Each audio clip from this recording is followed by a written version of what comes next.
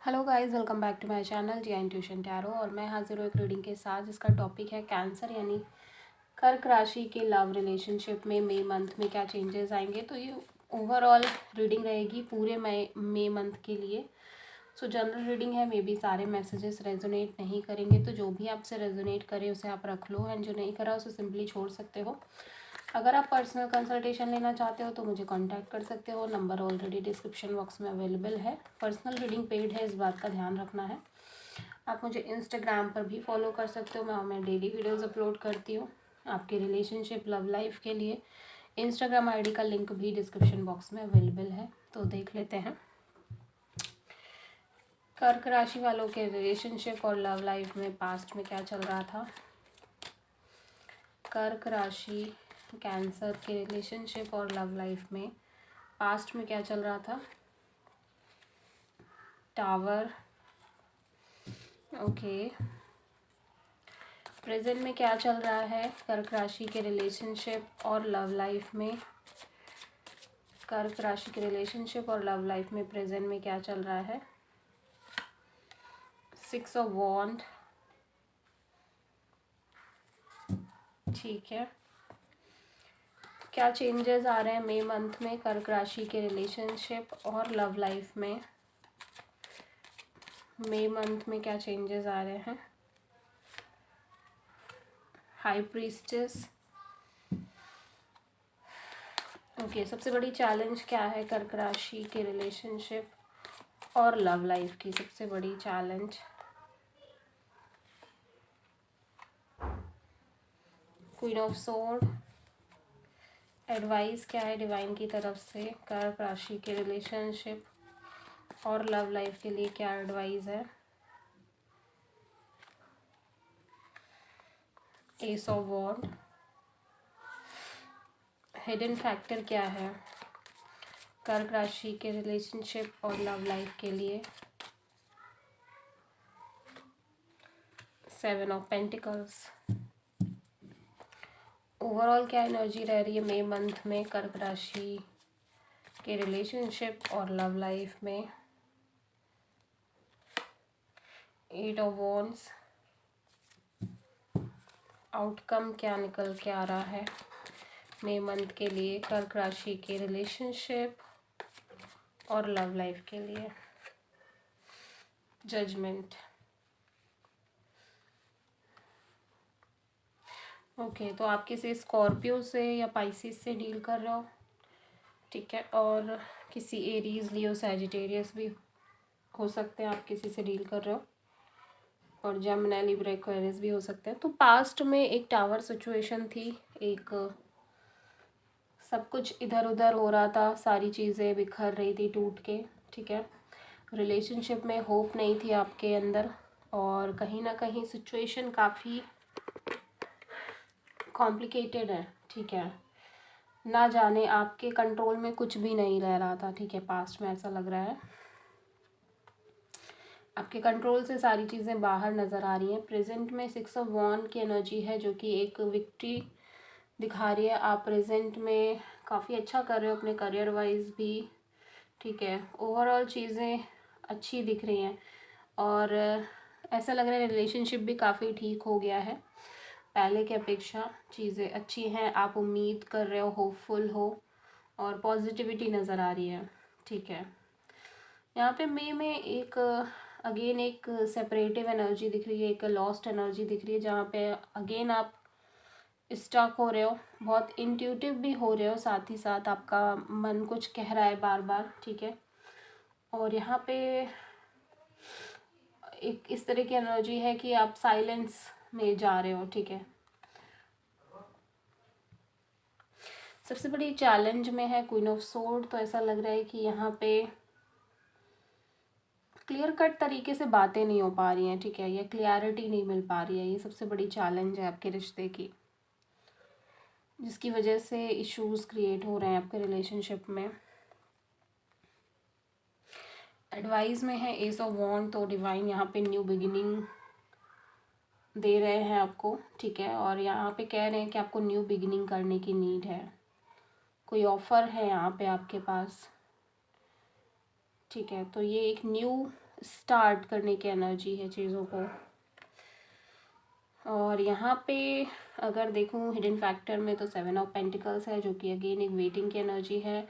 ये है कि आपको अभी भी वेट करना पड़ सकता है, आपको नहीं पता, ठीक है। आपको लग रहा है कि जल्दी जल्दी चीज़ें हो जाएंगी, बट ऐसा नहीं है, अभी भी एक इंतज़ार दिखाई दे रहा है, ठीक है।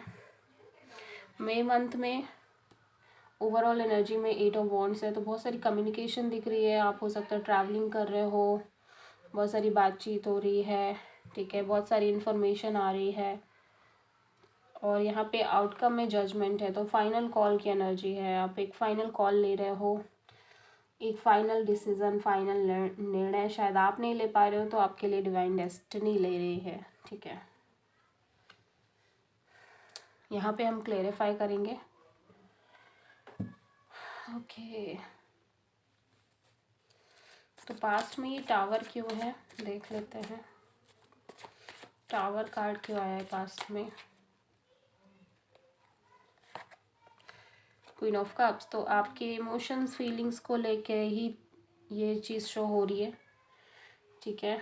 और आप बहुत ज़्यादा किसी की वेटिंग में हो, या फिर आप अपने पर्सन के साइड से कुछ बहुत ही डिस्ट्रक्शन वाला एनर्जी में थे। आपको कुछ समझ नहीं आ रहा था आपके पार्टनर क्या चाह रहे हैं, और आप यहाँ पे बहुत प्यार करते हो उस इंसान से, ठीक है। और आप उस इंसान को खोना नहीं चाहते, लेकिन यहाँ पे बहुत अल्टीमेटली आपने इमोशनल ट्रॉमा झेला है पास्ट में। इमोशनली आप बहुत परेशान रहे हो, बहुत ज़्यादा चीज़ें उथल पुथल चल रही थी। प्रेजेंट में 6 ऑफ वॉन्ड क्यों है। 6 ऑफ वॉन्ड प्रेजेंट में क्यों है। 6 ऑफ कप्स, तो आपका रीयूनियन हो रहा है शायद आपके पर्सन के साथ, ठीक है। तो बहुत अच्छी एनर्जी है, आप बातचीत कर रहे हो, दोबारा से मिल रहे हो, टाइम स्पेंड कर रहे हो। और ये एक सोलमेट एनर्जी भी है, कैंसर, पाइसेस, स्कॉर्पियो। यहाँ पे हाई प्रीस्टेस क्यों है मई मंथ में। हाई प्रीस्टेस मई मंथ में, हाई प्रीस्टेस क्यों है देखते हैं।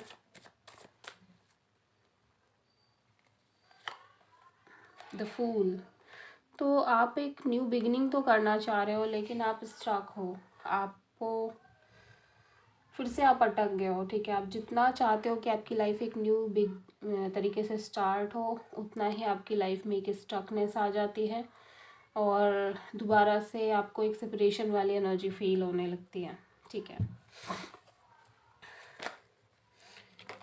यहाँ पे क्वीन ऑफ सोर्ड क्यों है चैलेंज में। चैलेंज में क्वीन ऑफ सोर्ड क्यों है। तो पेंटिकल्स, तो क्लियरिटी नहीं मिल पा रही है, बहुत ज़्यादा डाउट है आपको इस रिलेशनशिप को लेके, और बार बार डाउट्स आ रहे हैं। कोई ना कोई ऐसी सिचुएशन क्रिएट हो रही है जिससे आप डाउट में आ जा रहे हो। यहाँ पे एस ऑफ वॉन्ड क्यों है एडवाइस में डिवाइन की तरफ से। एस ऑफ वॉन्ड क्यों है एडवाइस में। व्हील ऑफ फॉर्च्यून, तो डिवाइन कह रहा है कि समय के साथ चीज़ें बदल जाएंगी, डोंट वरी, ठीक है। थोड़ा सा वेट करना है, आगे आपकी लाइफ में एक न्यू बिगिनिंग ही है। 7 ऑफ पेंटिकल्स यहाँ पे क्यों है हिडन फैक्टर में। 7 ऑफ पेंटिकल्स क्यों है।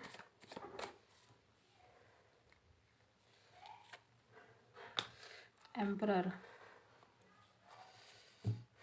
ओके, तो ये जो एनर्जी है वो किसी फादर फिगर की हो सकती है, जिसकी वजह से आपको वेट करना पड़ रहा है, या आपके पर्सन के ईगो एटीट्यूड की वजह से बार बार प्रॉब्लम आ रही है रिलेशनशिप में, और